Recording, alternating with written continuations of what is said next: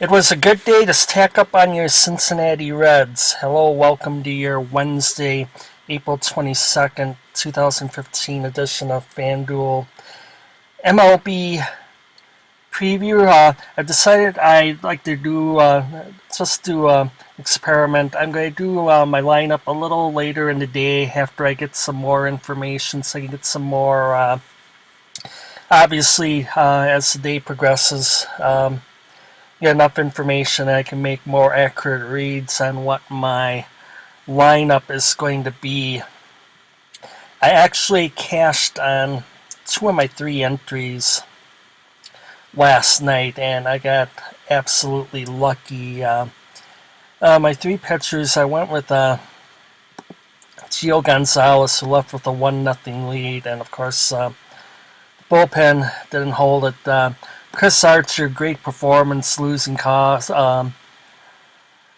tough luck loser, 9 strikeouts in 5 2/3 innings. And my other one was Jason Marquis, who went 5 innings, struck out 8 in 5 innings. That was enough for him to get the win. So for a cheap option, Jason Marquis had worked last night.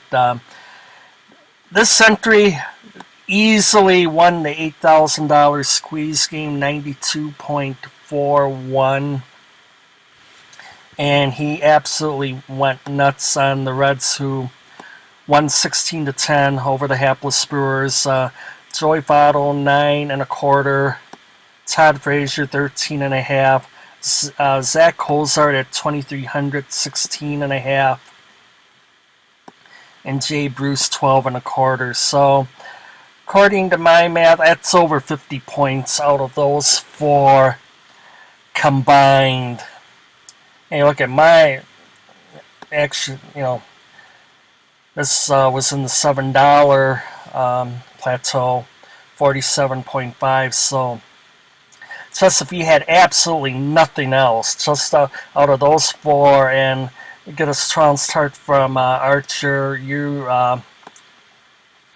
that was the key to having. So if you identify someone having, I imagine there's going to be a lot more stacking on the Reds tonight. Jimmy Nelson, it's actually a promising starter for the Brewers, but the way things are going right now, I can't blame anyone for going against the Reds. Other ones, I did recommend Martin Maldonado, and he did hit a home run, like I said yesterday.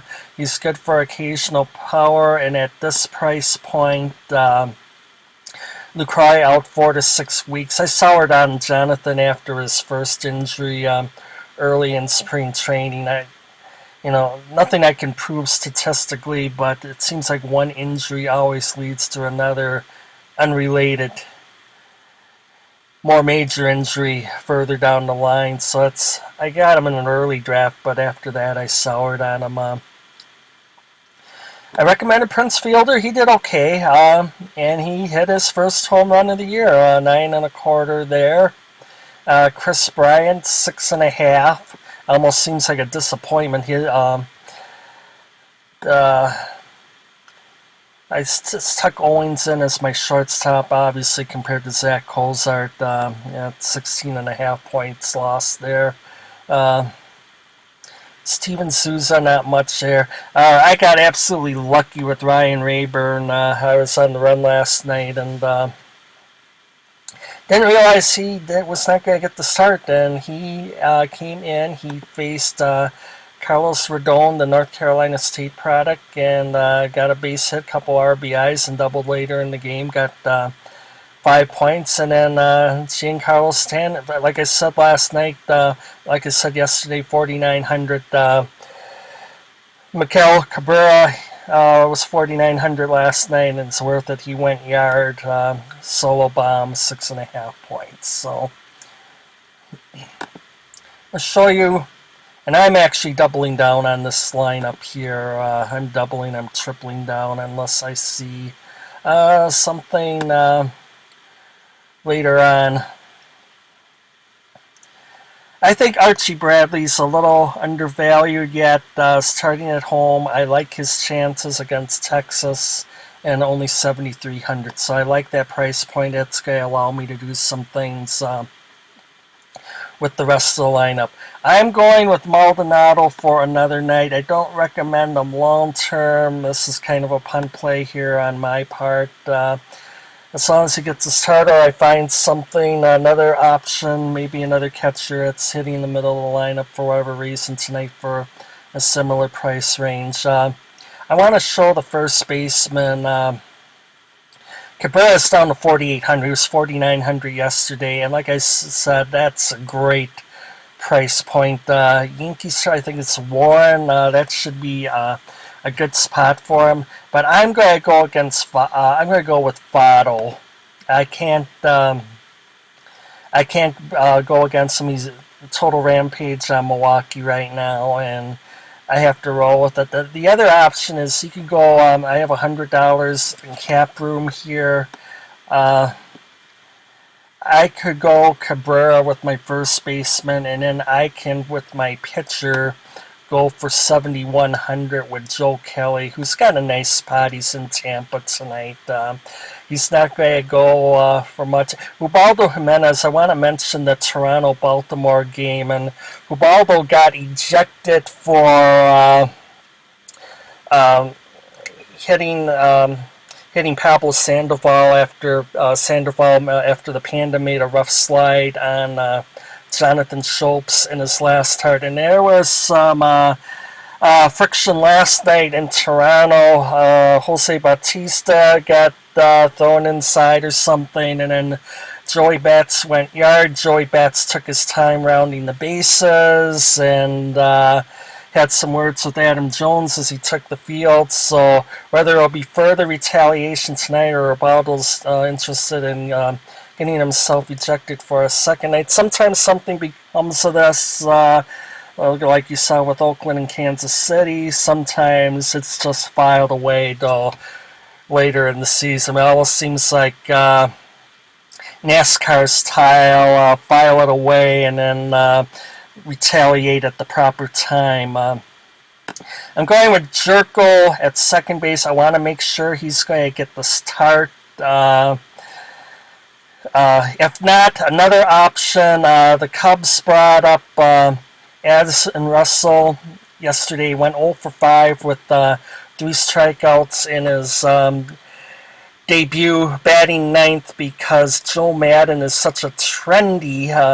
He's got to have his pitcher bat eighth, and he had Addison Russell ninth. So that's a couple options at second base. Yasumi Thomas, he is not a good defensive third baseman, projected as an outfielder eventually, but he went 2 for 3 last night. The regular third baseman, Lamb for Arizona, is on the DL, so he's going to see some action at the hot corner. You may see him removed for a defensive replacement late in games, but I don't look at him as a punt play at 2,200. I think it's going to go up as time goes on. But that's my third baseman. I recommend him. Starlin Castro. By the way, I should say Chris Bryant is up to 3,800, and I see him going. Like Matt Carpenter's 44. I'm saying a week from now, Chris Bryant will probably be, if he continues to hit, somewhere around that 4,500 range. Nolan Arenado, 4,700. Josh Donaldson, 44. I can't see why FanDuel will eventually have Bryant just as in that salary range and maybe even a bit higher. So Starlin Castro, I like the matchup with the Cubs. That's why I mentioned Bryant. Vance Worley, I always take the one-time Philly, one-time Minnesota Twin. I like the chances against him tonight. And actually, Castro's, he's been hitting it. I want to pull that up again. 10 RBIs. And now we're approaching 10% of the season complete. So anyone that's in double figures for RBIs is obviously on pace for a 100 RBI season. Not a huge sample size yet, but we do start to take stock in it now. For my outfielders, I'm going to pick on Coors Field again at least a second time. Will Myers, he's up to 10 RBIs on the year, hitting over 300, 20 for 64. Yeah. Jonas Cespedes, same here. He's driven in 12. I like him. I like him in that. And Soler is going to be my other outfielder. And other possibilities at that price range. Obviously, Steven Souza might be another one. And then Dodgers, they've playing their first 24 games in FEMA Region 9. They're either at home or in San Francisco, San Diego, or Arizona. They're in those locales. First 24 games of the season, 40 of the first 47. So you don't know if I got burned last week. I went with them. And I find out about 5 minutes before the deadline that he was going to be out. I couldn't get him out in one of my lineups. So, discretion is the better part of valor. Trying to figure. He's had a good, his last 3 games, albeit over a period of a week, he's 7 for 12. So, Puig's done good. It's just too much of a... He's so high maintenance, so even in a one-day game, if I have to know absolutely that he's going to be in the lineup. So here is Archie Bradley, Martin Maldonado, Votto, Jerko, Yasami Tomas, Starlin Castro, Cespedes, Will Myers, and Jorge Soler. So that's my lineup. Be sure... Feel free to write yours down. I'll tell you what you think. Good luck to everyone tonight, and I'll talk to you later.